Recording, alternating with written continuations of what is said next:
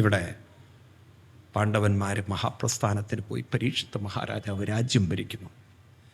പരീക്ഷത്ത് രാജ്യം ഭരിക്കുമ്പോൾ എല്ലാം അങ്ങനെ ഭംഗിയായിട്ട് പോവുകയാണ്. ഒരിക്കൽ അദ്ദേഹം പ്രജകളുടെ ക്ഷേമം കാണാൻ വേണ്ടി പോകുന്നു. അപ്പോഴാണ് ഒരു കാഴ്ച അദ്ദേഹത്തിൻ്റെ മനസ്സിനെ വല്ലാതെ സ്പർശിച്ചത്. ഒരു കാളയും പശുവും.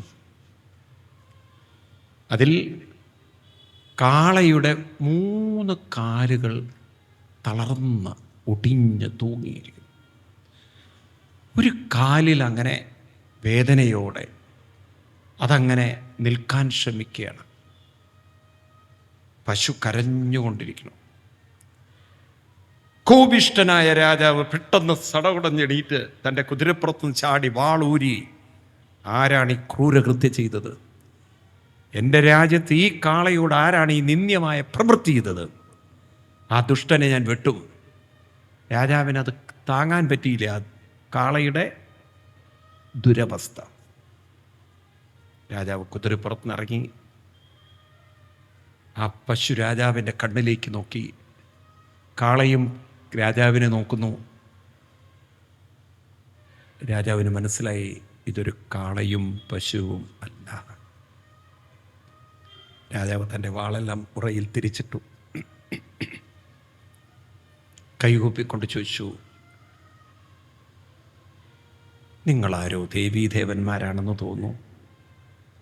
നിങ്ങൾ ആരാണ്?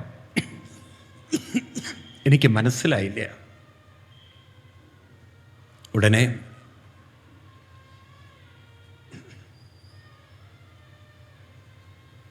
ഉടനെ പശു ഗോരൂപത്തെ മാറ്റി ദേവീരൂപത്തെ സ്വീകരിച്ച് പറഞ്ഞു, രാജൻ, ഞാനും ഈ കാളയും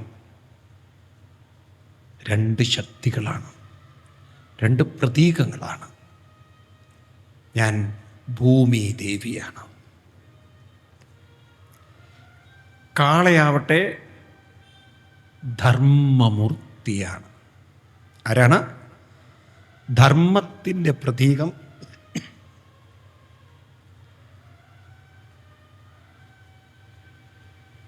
ധർമ്മത്തിൻ്റെ പ്രതീകം കാളയാണ്, നന്ദിയാണ്. നന്ദി ധർമ്മത്തിൻ്റെ പ്രതീകമാണ്.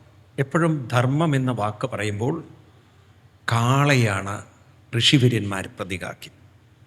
ഇന്നിപ്പോൾ കാള എന്ന് പറയുന്നത് വെൽത്തിൻ്റെ, പ്രോസ്പിരിറ്റിയുടെ, പ്രോഗ്രസ്സിൻ്റെ പ്രതീകമായതുകൊണ്ടാണ് ഷെയർ മാർക്കറ്റുകാർ അതിനെ ബുൾ മാർക്കറ്റ് എന്ന് വിളിക്കുന്നത്. ഷെയർ മാർക്കറ്റിൻ്റെ മുന്നിൽ എപ്പോഴും കുതിക്കാൻ നിൽക്കുന്നൊരു കാളയുടെ വലിയ ബുള്ളിൻ്റെ ചിത്രം കാണണം.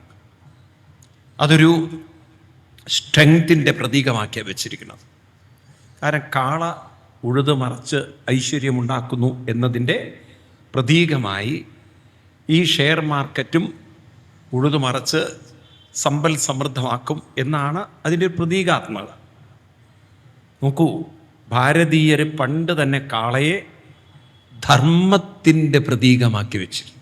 ഇതിൻ്റെ കാള എന്നത് ശക്തിയുടെ പ്രതീകമാണ്. ഇപ്പോൾ ഒരാൾക്ക് ശക്തി ഉണ്ടാവണമെങ്കിൽ, ഇന്നിപ്പോൾ ജിമ്മിലൊക്കെയാണ് ആളുകൾ പോകുന്നത്, മസിൽ ഡെവലപ്പ് ചെയ്യാനാണ് പോകുന്നത്, അല്ലേ? ശക്തി ഉണ്ടാവാൻ ഇന്നത്തെ കുട്ടികൾ ജിമ്മിൽ പോകുന്നു. ഇപ്പം ശരിക്കും മനുഷ്യന് ശക്തി ഉണ്ടാവാൻ എന്താണ് വേണ്ടത്? ധർമ്മം ആചരിക്കണം. ഇപ്പം ധർമ്മം എന്ന് പറഞ്ഞാൽ എന്താ അർത്ഥം? ധർമ്മം എന്ന വാക്കിനെ ഭാഗവതത്തിൽ വ്യാഖ്യാനിക്കുകയാണ് 17-ാം അധ്യായത്തിൽ, 1-ാമത്തെ സ്കന്ധം 17-ാം അധ്യായത്തിൽ 24-ാം ശ്ലോകം. ഇത് നമ്മൾ പഠിക്കണം. എന്താണ് ധർമ്മം? ഇതൊക്കെ നമ്മളുണ്ടല്ലോ അറിയാതെ ഉപയോഗിച്ചു പോയി വാക്കുകൾ. ഭാഗവതം ശരിക്കും പഠിക്കുമ്പോൾ ഇതൊരു റിസർച്ചാണ്. ഇത് വെറുതെ ഇരുന്ന് കേട്ടത് കൊണ്ട് കാര്യമില്ല, മെനക്കെടണം. എനിക്ക് തോന്നുന്നു നമ്മുടെയൊക്കെ വീടുകളിൽ ശരിക്കുണ്ടല്ലോ, നിങ്ങൾ ഒന്ന് വായിച്ച് കുട്ടികൾക്കൊക്കെ ഒന്ന് പറഞ്ഞു കൊടുക്കണം. എന്നാലേ അവർക്കൊക്കെ വല്ല അറിവും ഉണ്ടാവുള്ളൂ. വെറുതെ ഇരുന്ന് സമയം കളയരുത്. ഇൻട്രസ്റ്റ് വേണം, ഇതിൽ താല്പര്യം വേണം, ഇത് പഠിക്കണം എന്നുള്ളത്. അങ്ങനെ ഒരു താല്പര്യമുള്ളവർക്കുണ്ടല്ലോ, ഇതൊരു വലിയ സാഗരമാണ്, ജ്ഞാനസാഗരമാണ്. നമ്മളെ ഹിന്ദു എന്ന് പറഞ്ഞ ജന്തുവായിപ്പോയി. എന്താ ഒരു വിലയില്ലാത്ത ഒരു ആരോ നമ്മളങ്ങനെ ആക്കി തീർത്തു. വലിയ നിധി കയ്യിലുണ്ട്, പക്ഷെ അതിന് വില അറിയാൻ നമുക്ക് സാധിക്കുന്നില്ല. ആലോചിച്ച് നോക്കൂ നിങ്ങൾ. അങ്ങനെയാണ് നമ്മുടെ ഈ ഭാഗവതമൊക്കെ പിരിക്കുന്നത്. പണ്ടൊരു കുട്ടി എന്നിട്ട് മഹാത്മാവിനോട് ചോദിച്ചു, എനിക്കൊരുപാട് ദുഃഖങ്ങളും വിഷമങ്ങളും ഉണ്ട്, എന്നെ ഒന്ന് രക്ഷപ്പെടുത്തൂ. പറഞ്ഞു, നിനക്ക് ഞാൻ ഒരു മന്ത്രോപദേശം ചെയ്യാം. അപ്പം മന്ത്രോപദേശം കൊടുത്തു. പക്ഷേ ഈ കുട്ടിക്ക് അതുകൊണ്ടൊന്നും ഒരു പ്രയോജനമില്ല. പറഞ്ഞു, മന്ത്രമൊക്കെ ചൊല്ലിയിട്ട് എന്ത് കാര്യം, നിങ്ങൾ വേറെന്തെങ്കിലും വഴി പറഞ്ഞുതരും. അപ്പം ഇദ്ദേഹം ഒരു രത്നം കൊടുത്തിട്ട് പറഞ്ഞു, ഇതിൻ്റെ വിലയൊന്ന് അന്വേഷിച്ചിട്ട് വരാൻ, വിൽക്കരുത്, അന്വേഷിച്ചിട്ട് വരാൻ. ഇവനൊരു കടയിൽ പോയി രത്ന വ്യാപാരിയുടെ അടുത്ത് അയാൾക്ക് ഈ രക്തം കാണിച്ചപ്പോൾ അയാൾ പറഞ്ഞു, ഓ ഇത് മരതകം വളരെ എക്സ്പെൻസീവാണ്. അപ്പോൾ ചോദിച്ചു, എന്ത് വരുന്നു? ഇത് ഇത്രയും വില വരും. അപ്പോൾ വിൽക്കരുത് പറഞ്ഞിട്ടുണ്ട്. വേറൊരു കടയിൽ പോയി അയാൾ നോക്കിയിട്ട് പറഞ്ഞു, അയ്യോ ഇത് വളരെ ആൻറ്റിക്കാണ്, ഇതിന് കുറേയും കൂടിയും വലിയ വില വരും, ഇത് അത്ര അമൂല്യമാണ്. വീണ്ടും മറ്റൊരു കടയിൽ പോയി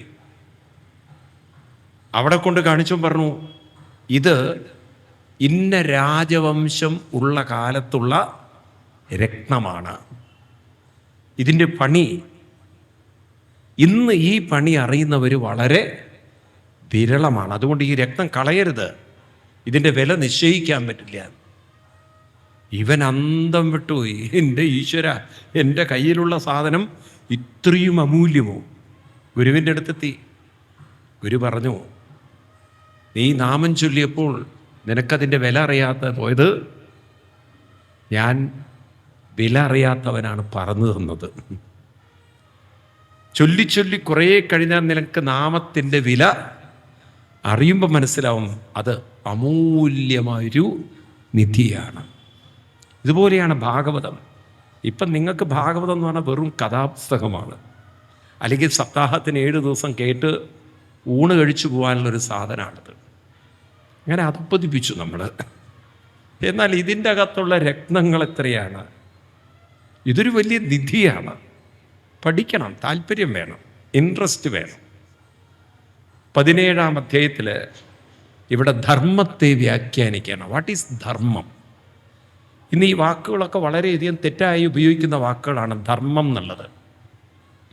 നിങ്ങൾ നോക്കൂ, നമ്മളൊക്കെ പറയുന്നതാണ് ധർമ്മം. എന്താണ് ധർമ്മം എന്ന് പറഞ്ഞാൽ അർത്ഥം? what do you mean by that? എന്താ അതിനർത്ഥം? അതറിയണമെങ്കിൽ ഈ ഭാഗവതം വായിക്കണം. ഇപ്പം ഇവിടെ 24-ാം ശ്ലോകത്തിൽ പറയും, തപ ശൗചം ദയാ സത്യം ഇതി പാദാ പ്രകൃതി പാദങ്ങൾ കൃതേ ചിട്ടപ്പെടുത്തിയിരിക്കുന്നു. കാളയുടെ 4 കാലുകൾ, ധർമ്മത്തിൻ്റെ 4 പാദങ്ങൾ, തപസ്, ശൗചം, ദയാ, സത്യം. ഒന്ന് പറയൂ എല്ലാവരും. തപസ്, ഉറക്കെ പറയൂ. തപസ്, ശൗചം, ദയാ, സത്യം. ഏതൊക്കെയാണ്? തപസ്, ശൗചം, ദയാ, സത്യം എന്ന് പറഞ്ഞാൽ എന്താ അർത്ഥം? സംസ്കൃതമാണ്. തപസ് എന്ന് പറഞ്ഞാൽ ജപ അനുഷ്ഠാനം എന്നർത്ഥം. 2 തപസ്സേ നിങ്ങൾ ചെയ്യേണ്ടതുള്ളൂ, കൃത്യനിഷ്ഠയും ജപവും. കലിയുഗത്തിലെ ഏറ്റവും വലിയ തപസ്സാണ് നാമസങ്കീർത്തനം. അമ്പലത്തിൽ പോയാൽ ഒരു തപസ്സായിരിക്കണം. എന്തിനാണ് അമ്പലത്തിൽ പോകുന്നത്? നാമജപത്തിനാണ്. ഈ ബോധമുണ്ടാവണം. ഒരു ദിവസം മിനിമം നമ്മളൊരു 1000 തവണയെങ്കിലും നാമം ജപിച്ചിരിക്കണം. ഒരു 1000 നാമം ജപിക്കണം. അതൊരു ശീലമാക്കിയാൽ അത് തന്നെ തപസ്. തപിപ്പിക്കുക എന്നാൽ, ശ്രദ്ധിക്കുക, തപിപ്പിക്കുക എന്നാൽ, താപമെന്നാൽ ചൂടാക്കലാണ്, അല്ലേ? ഒരു സാധനം ചൂടാക്കിയാൽ അത് ഉരുകും. വെള്ളം ചൂടാക്കിയാൽ അത് ഉരുകിയേ വെള്ളമോ നീരാവി ഇവാപ്പറേറ്റ് ചെയ്തു പോകും. ഏത് വസ്തുവും ഒന്നുകിൽ കത്തിച്ച് ചാമ്പലായി പോകും, അതൊരു വികാസം വരും, അത് പോവും. അങ്ങനെയല്ലേ? അപ്പം നാമം ജപിക്കുമ്പോൾ അത് തപസ്സാവുന്നു എന്ന് പറഞ്ഞാൽ എന്താണ്? ഉള്ളിൽ അടിഞ്ഞുകൂടിക്കിടക്കുന്ന അനാവശ്യ ചിന്തകളെ, വിഷമങ്ങളെ, വിഷാദങ്ങളെ എല്ലാം അത് കത്തിച്ചാമ്പലാക്കി കളയും.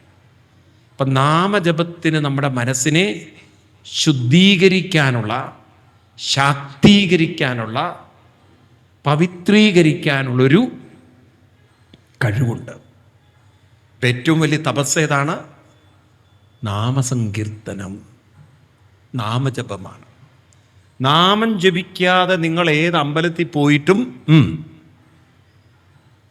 പറയൂ, ഒരു കാര്യമില്ല. തുറന്നു പറയണേ, വിഷമം തോന്നുകയും ചെയ്യരുത്. നാമം ചൊല്ലാതെ ഒരു ക്ഷേത്രത്തിൽ പോയിട്ടും ഉറക്കെ പറയൂ, ഒരു കാര്യമില്ല. വെറുതെ പോവരുത് അമ്പലത്തിൽ. ഇതാണ് നമ്മുടെ ഋഷിവര്യന്മാർ പറഞ്ഞു വെച്ചിരിക്കുന്നത്. ഇത് നമ്മളാരും പറഞ്ഞു കൊടുക്കില്ലേ, നമ്മൾ പഠിക്കുന്നുമില്ല. അതാണ് കൃഷ്ണൻ ഗീതയിൽ പറയും, യജ്ഞാനാം ജപയജ്ഞോസ്മി. യജ്ഞങ്ങളിൽ വെച്ച സർവശ്രേഷ്ഠമായ യജ്ഞമാണ് ഏത്? ജപയജ്ഞം. അതുകൊണ്ട് നാമമാകുന്ന തപസ് കൊണ്ട് ഇനി എന്ത് വേണം? ശൗചം. ശൗചം എന്ന് പറഞ്ഞാൽ ശുചിത്വം എന്നാണ്.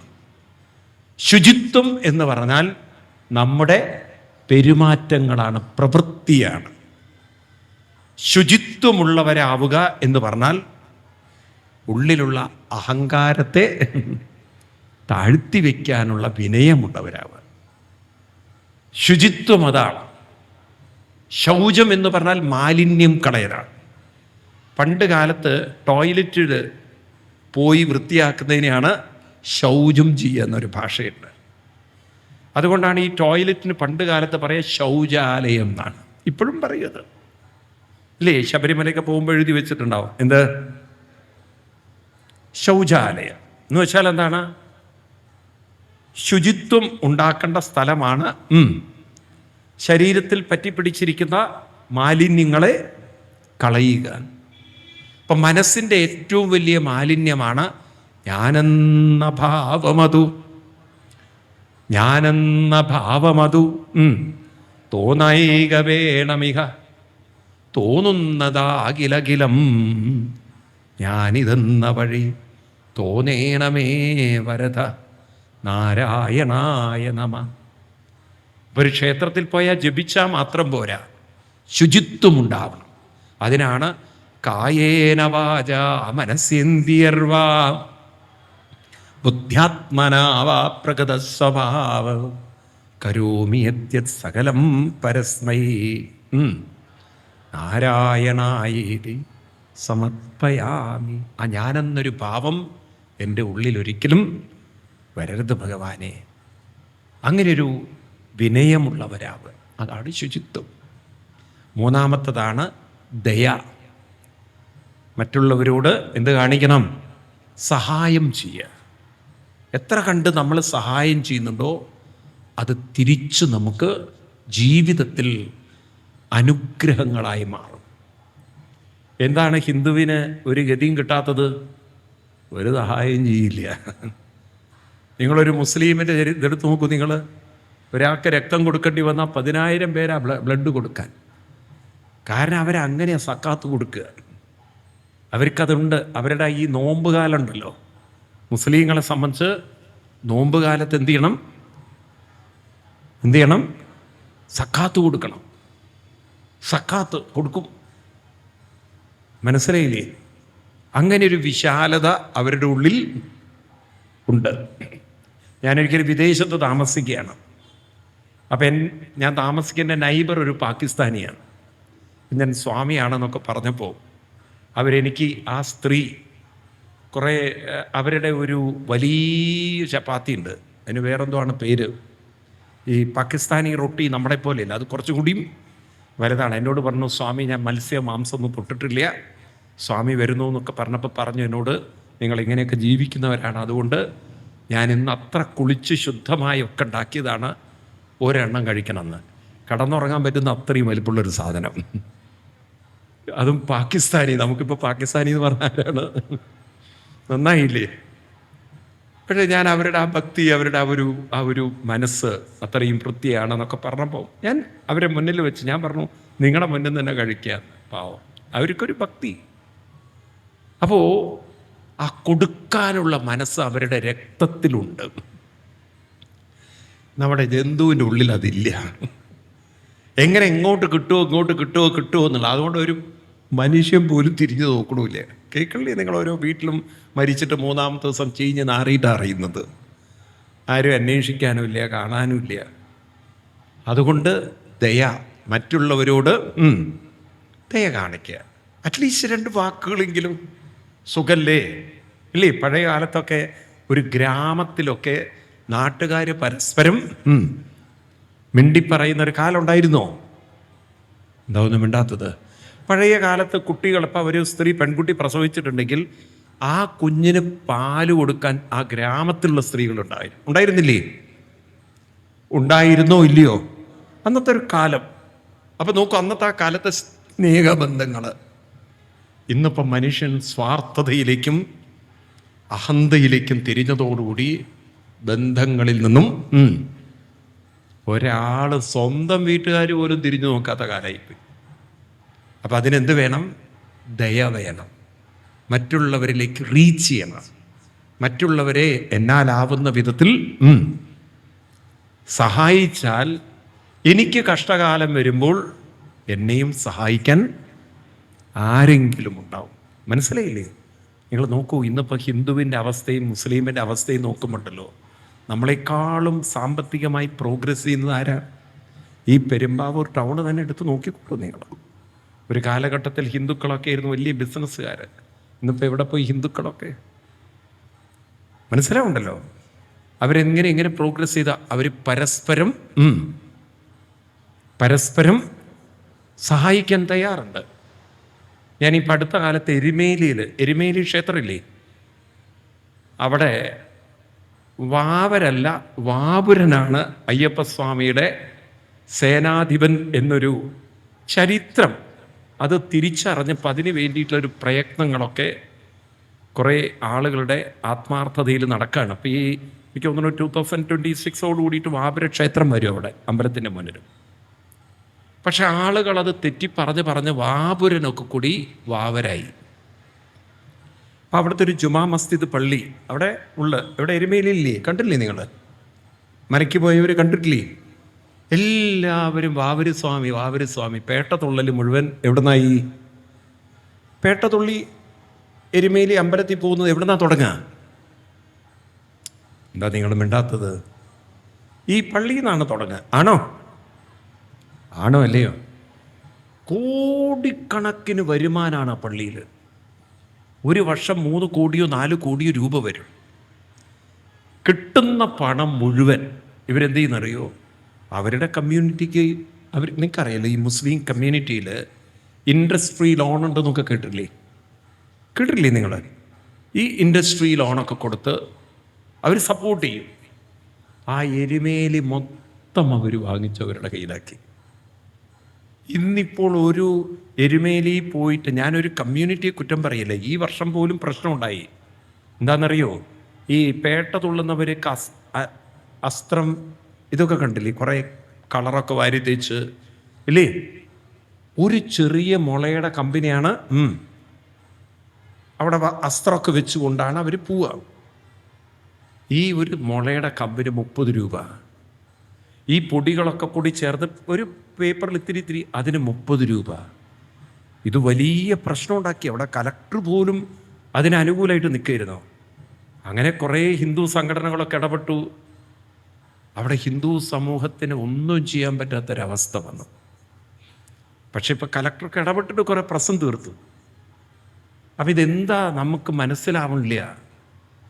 ഇതൊക്കെ എങ്ങനെ വന്നത്? നമ്മളിൽ ഐക്യമില്ല, അവരിൽ ഐക്യമുണ്ട്, സഹായമുണ്ട്. ഈ ദയ അവർക്ക് പരസ്പരമുണ്ട്.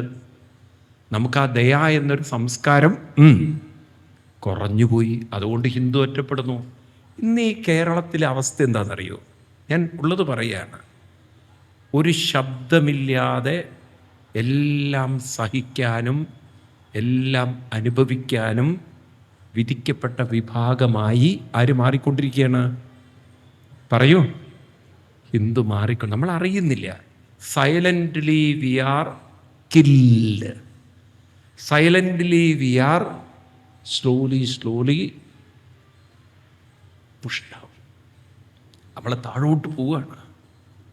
ഈ ഒരു ദുരവസ്ഥ മാറണമെങ്കിൽ ഇനി കുറച്ചൊക്കെ ഒരു വിവേകവും ഒക്കെ വേണം. പരസ്പരം ഒരു അങ്ങോട്ടും ഇങ്ങോട്ടും സഹായിക്കാനുള്ളൊരു മനസ്സ് ഇനി ഇല്ലെങ്കിൽ ഇനി ഹിന്ദുവിന് അധികം നിലനിൽപ്പുണ്ടാവില്ലേ. വേറെ അന്യരാജ്യങ്ങളിലേക്ക് കൊണ്ടുവരും.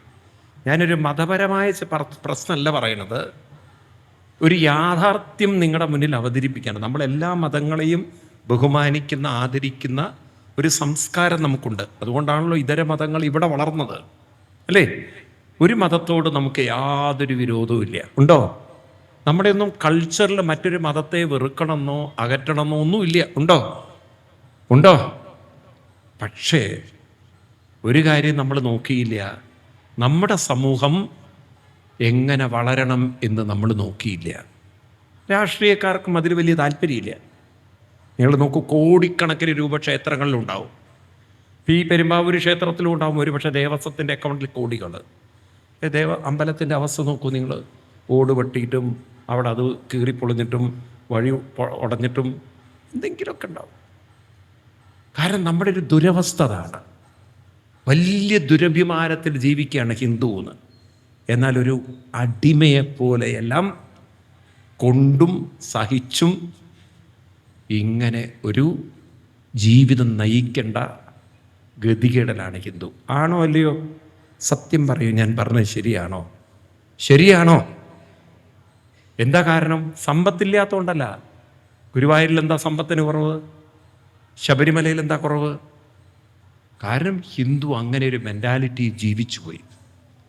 ഇതിന്നൊക്കെ ഒരു മാറ്റം വരണോ വേണ്ടയോ? അല്ലെങ്കിൽ കുറേ കഴിഞ്ഞാൽ അടുത്ത തലമുറയിലേക്ക് വരുമ്പോൾ ഒന്നുകൂടി ഡൗൺ ആവും.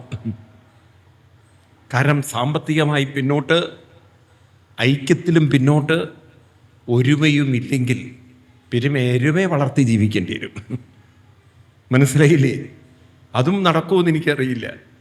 അങ്ങനെ ഒരു അവസ്ഥയിലേക്ക് നമ്മൾ പോയതിൻ്റെ കാരണം എന്താണ്? ഈ ഒരൊറ്റ വാക്കില്ല. ഏതാണ്? ദയ എന്ന് പറഞ്ഞാൽ വെറും പൈസ കൊടുക്കൽ ദയ മാത്രമല്ല, ഒരു പരസ്പരം അങ്ങോട്ടും ഇങ്ങോട്ടും മിണ്ടിപ്പറഞ്ഞ് കൂട്ടായ്മയിൽ ജീവിക്കാനുള്ളൊരു മാനസികാവസ്ഥ ഉണ്ടാക്കിയെടുക്കുന്നതിൻ്റെ പേരാണ് പറയൂ ദയ എന്നുള്ളത്. ഈ കാര്യത്തിൽ നമ്മൾ ക്രിസ്ത്യൻ സമൂഹത്തെയും നമിക്കണം. ഒരാൾ ക്യാൻസർ ആയാൽ ഉടനെ എല്ലാവരും കൂട്ടപ്രാർത്ഥനയ്ക്ക് വരികയും ഇല്ലേ? കേട്ടിട്ടില്ലേ നിങ്ങൾ? ഉണ്ടോ ഇല്ലയോ? നമ്മളാണെങ്കിൽ എന്താ പറയുക? അനുഭവിക്കണം. ദൈവം വെറുതെ അല്ല അവരങ്ങനെ ആക്കിയത്. അന്ന് അവരുടെ നടപ്പ് കാണുമ്പോഴെനിക്ക് തോന്നിയിരുന്നു ദൈവം ഇങ്ങനെ കൊടുക്കുന്നുള്ളത്. എവിടെ ഒന്നും കൂടി പ്രാകാൻ പറ്റുമോ, എവിടെ ഒന്നും കൂടി അവരെ തളർത്താൻ പറ്റുമോ? ആണോ അല്ലയോ ഹിന്ദുവിൻ്റെ സ്വഭാവം? ശരിയാണോ ഞാൻ പറഞ്ഞത്? ഈ കുറ്റപ്പെടുത്തലും വിമർശനങ്ങളും പരിഹാസങ്ങളും നിന്ദകളും മാത്രമായി ഹിന്ദു അധപ്പതിച്ചു പോയി. അതെന്താ കാരണം? ഈ പറഞ്ഞതൊന്നുമില്ല. നാമജപമില്ല, മനസ്സിൻ്റെ ഈ ശുചിത്വമില്ല, വിനയമില്ല. അതേപോലെ തന്നെ പരസ്പരം സഹായിക്കാനുള്ളൊരു വിശാലതയില്ല. എന്താ നോക്കൂ, ധർമ്മം എന്ന് പറഞ്ഞാൽ ഇതൊക്കെ ഉണ്ടാവണം. അല്ലാതെ ധർമ്മം എന്നുള്ളത് പറഞ്ഞിട്ട് എന്താ കാര്യം? ഇപ്പം എന്തൊക്കെയാണ് പറഞ്ഞത്? നാമജപമാകുന്ന തപസ്, വിനയമാകുന്ന ശുചിത്വം, പരസ്പരം സഹായിക്കുന്ന ദയ. ഇനി നാലാമത്തതോ സത്യം. എന്താണ് സത്യം? സത്യം എന്ന വാക്കിൻ്റെ അർത്ഥം സത്തയെ അറിയൽ, ഉള്ളിലുള്ള ആത്മദർശനം, തൻ്റെ ഉള്ളിൽ അനന്തമായ ബോധമുണ്ടെന്ന ആ അറിവിനെയാണ് ആ തിരിച്ചറിവിനെയാണ്, ആ ബോധ്യത്തെയാണ് എന്ത് പറയുക? സത്യം. സത്യം എന്ന വാക്കിന് എപ്പോഴും അർത്ഥം കൊടുക്കേണ്ടത് ഉള്ളിലുള്ള സത്തയെക്കുറിച്ചുള്ള ബോധം. സത്യം എന്നാൽ എന്താണ്? ഉള്ളിൽ അനന്തമായൊരു ബോധമുണ്ടെന്ന ആ അറിവിൻ്റെ പേരാണ് എന്ത്? അവർക്ക് പറയൂ, അതല്ലേ സത്യം? ആണോ? ആണോ അല്ലയോ? നിങ്ങൾക്ക് മനസ്സിലാവുണ്ടോ എന്ന് എനിക്കറിയില്ല. ഞാൻ എന്ന് നമുക്ക് പറയണമെങ്കിൽ എന്നെ ഉണർത്താൻ ആര് വേണം? ആരാണ് എന്നെ ഉണർത്തുന്നത്? ബോധമാണ്. അപ്പൊ സത്യം ഏതാണ്? ഞാനാണോ സത്യം? എന്നെ ഉണർത്തിയ ബോധമാണോ സത്യം? ബോധമാണ് സത്യം. അനന്തമായ സ്വതന്ത്രമായ ഒരു ബോധമുണ്ടെന്ന ബോധം, ഇത് സത്യമാണ്. ഇത്രയും കാര്യങ്ങൾ ഉള്ളിലുണ്ടെങ്കിൽ ഇതിൻ്റെ പേരാണ് ധർമ്മം. അല്ലാതെ ധർമ്മം എന്ന് പറഞ്ഞാൽ വെറുതെ വീട്ടിൽ പച്ചക്കറി വാങ്ങിച്ചു കൊടുക്കലും വീട്ടിൽ കുറച്ച് ഭാര്യയെ സഹായിക്കലും മാത്രമല്ല. മനസ്സിലായില്ലേ? ധർമ്മം എന്ന് പറഞ്ഞാൽ ഈ 4 വാക്കുകൾ മറക്കരുത്. ഏതൊക്കെയാ പറഞ്ഞത്? പറയാൻ പറ്റുമോ? ആവർത്തിക്കാൻ പറ്റുമോ? ഏതൊക്കെയാണ്? തപസ്, ശൗചം, ദയ, സത്യം. ഇതി പാദാ പ്രകൃതിത. ഇതാണ് ധർമ്മം എന്ന വാക്കിൻ്റെ അർത്ഥം.